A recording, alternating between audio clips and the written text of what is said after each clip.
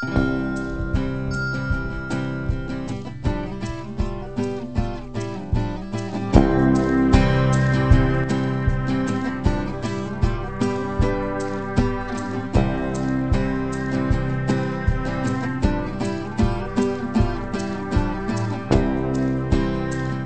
Maria, frères et sœurs, à tous et à chacun, je souhaite un bon réveil et un bon début de journée de travail.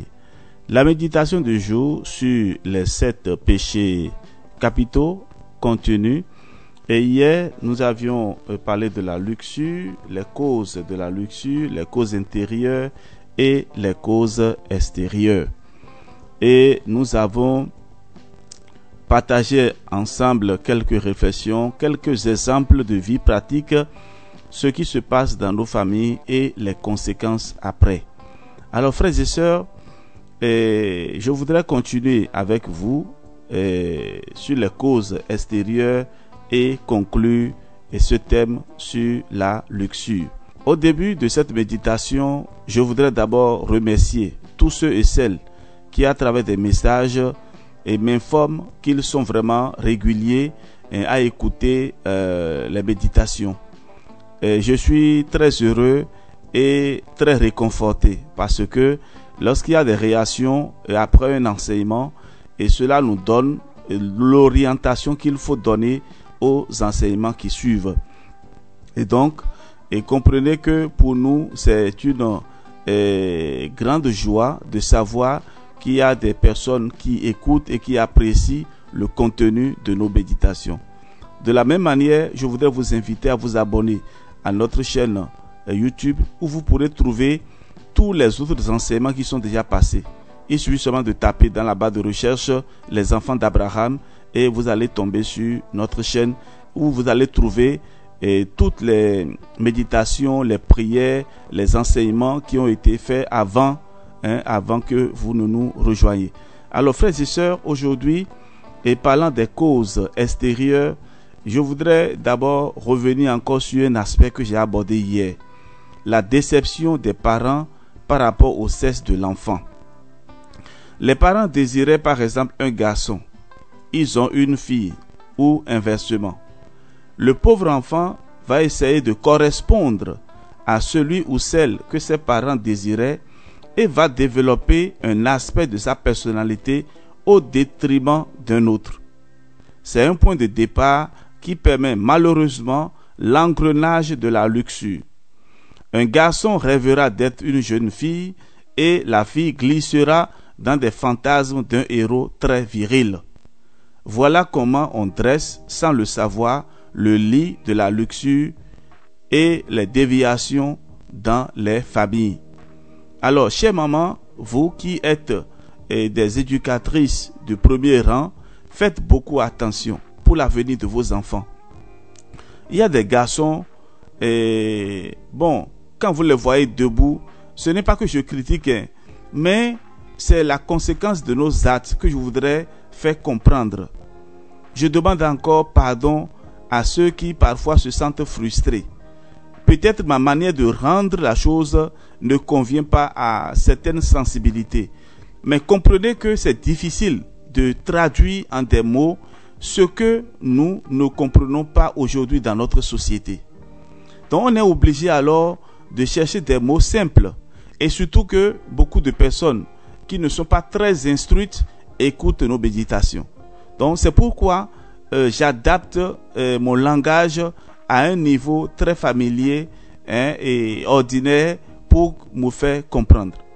Il y a des garçons qui se comportent exactement comme une femme. À la cuisine, c'est vrai, ils sont très braves, ils font d'excellents mets, ça c'est bien, parce que l'on soit garçon ou fille, moi dans ma famille, tout le monde va à la cuisine. Mais la manière de se comporter, la manière même de s'habiller, les démarches, tout ça là, cela ressemble à une démarche ou au comportement d'une fille. Des garçons que vous voyez bien debout. Certains vont même jusqu'à mettre des boucles d'oreilles.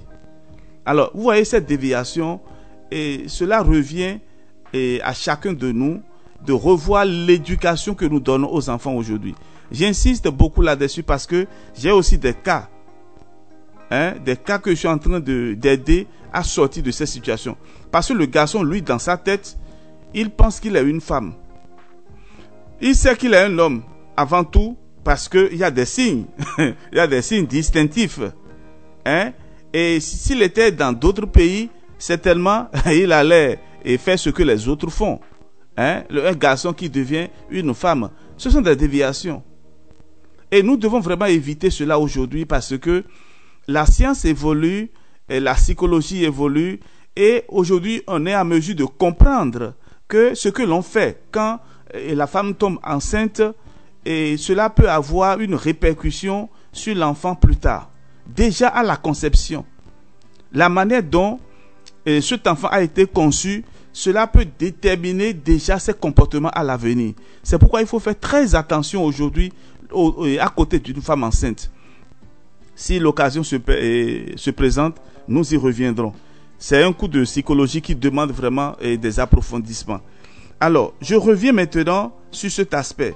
Un garçon rêvera d'être une jeune fille et la fille glissera dans des fantasmes d'un héros très viril. Voilà comment on dresse, sans le savoir, le lit de la luxure dans les familles. Cela peut être aussi des blessures subies de la part des parents qui engendrent chez un enfant la colère, la haine et une sorte de vengeance. L'enfant se replie sur lui-même et se livre au plaisir des sens. Donc nous avons aujourd'hui la perte des identités. Et ce que nous devons faire, c'est de prier beaucoup et d'aider ces enfants à retrouver leur identité.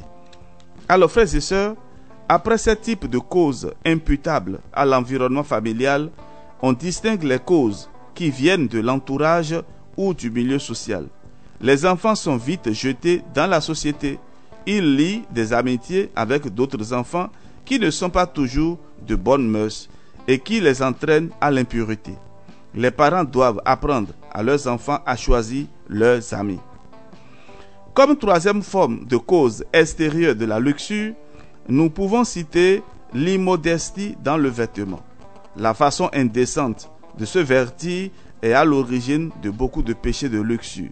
Les jeunes filles et les femmes mal vêtues ne se rendent pas compte des mauvais désirs qu'elles peuvent provoquer chez les hommes. Les femmes peuvent bien se plaindre d'être très souvent violentées, mais elles doivent aussi réfléchir à l'idée qu'elles portent une bonne part de responsabilité dans ce qui leur arrive. Je voudrais marquer un point et une pause pour donner un exemple. J'ai été témoin d'une scène qui m'a fait un peu pleurer.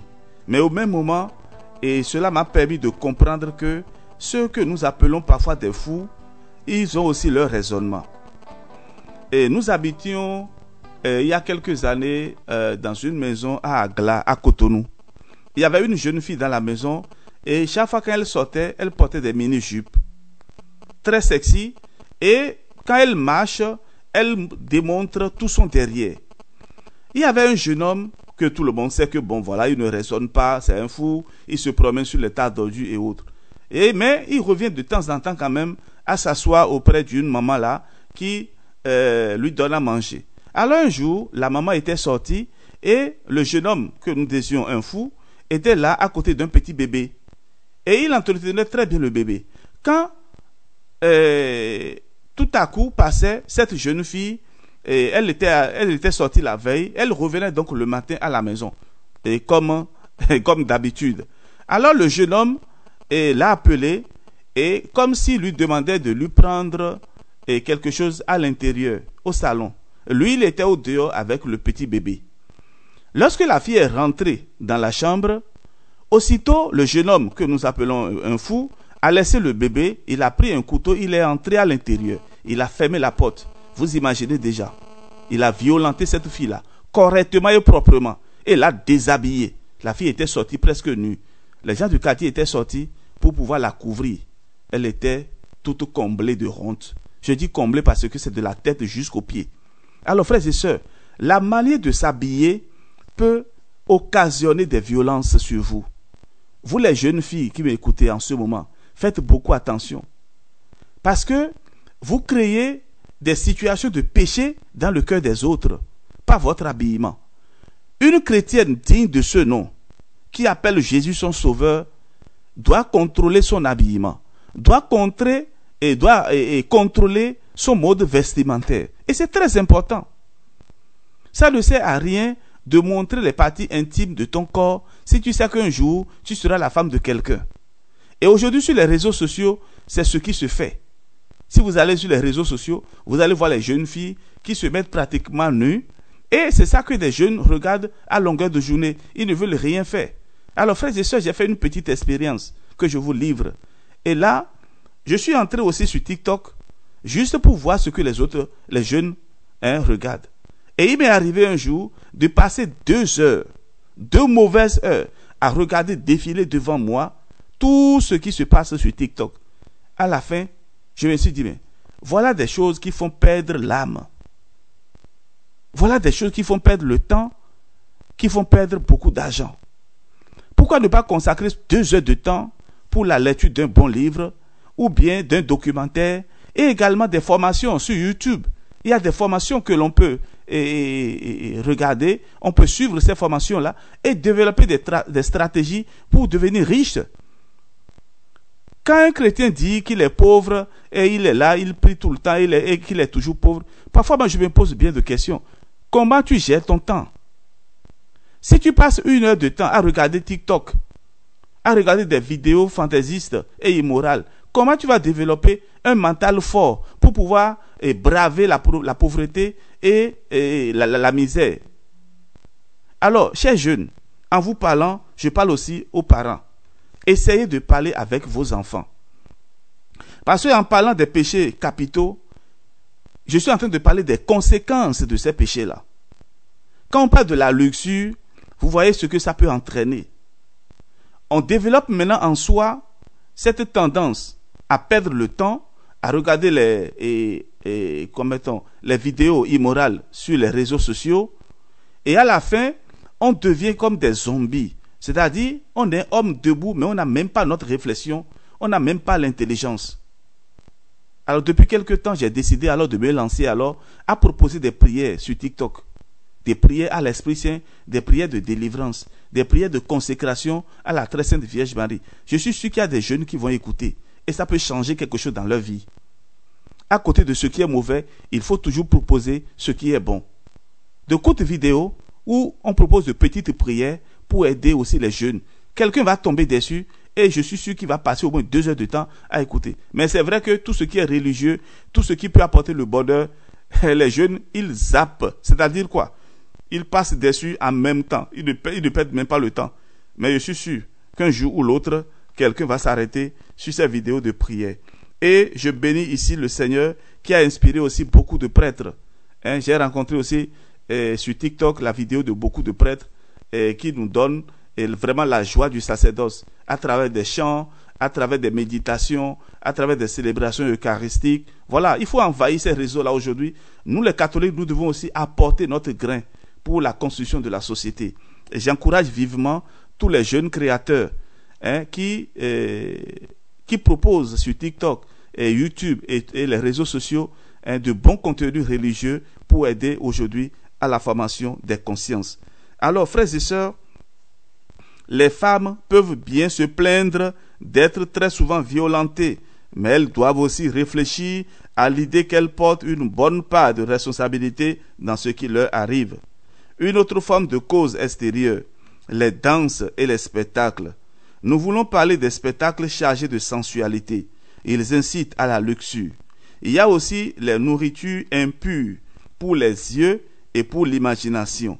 Les images, les rêveries malsaines, les lectures immorales, les revues et les films pornographiques qui nourrissent fortement les tendances à la luxure.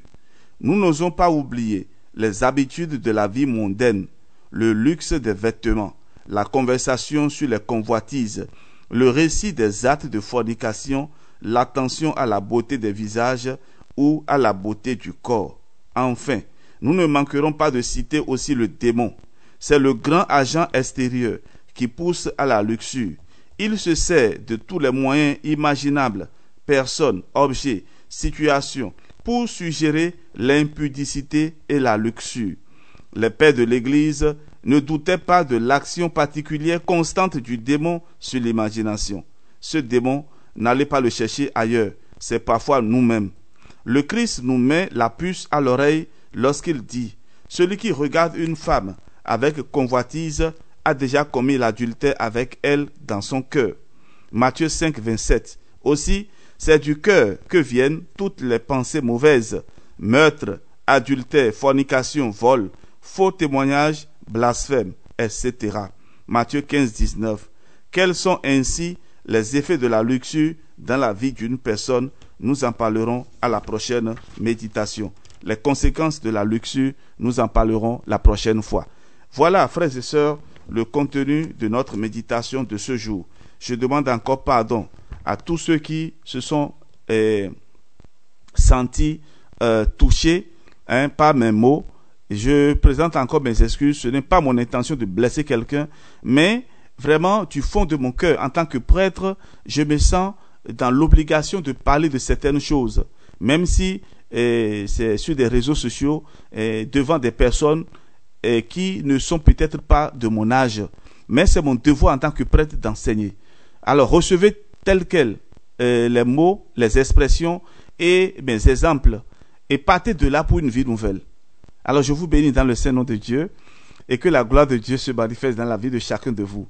Je me sens vraiment heureux en sachant que vous écoutez chaque matin mes méditations. Que Dieu vous bénisse et vous protège. Votre serviteur, le Père Jean-Raphaël Mariton, nous dit, si vous avez des suggestions, si vous avez des commentaires à faire, n'hésitez pas à m'écrire par WhatsApp, plus 229 67 20 14 14. Et que Dieu soit béni dans votre vie. Amen. Alléluia.